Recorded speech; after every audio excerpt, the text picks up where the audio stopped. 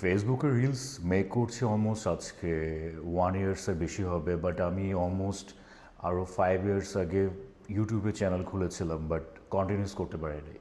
But ফেসবুকে reels বা video make করার সময় আমার একটা মাথায় গোলস ছিল যে আমি যতক্ষণ না মিনিমাম 1 মিলিয়ন ফলোয়ার গেইন করব ততক্ষণ আমি রিলস মেক করে যাব।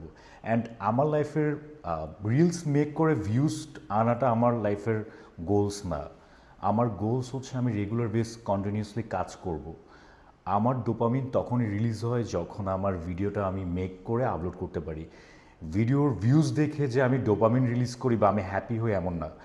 আমার ডোপামিন তখনই রিলিজ হয় যে আমার ভিডিওটা মেক করার পর ফেসবুকে আপলোড করতে পারছি অ্যান্ড একটা ভালো কিছু দিতে পারছি। আমার ডোপামিন এখানে রিলিজ হয়।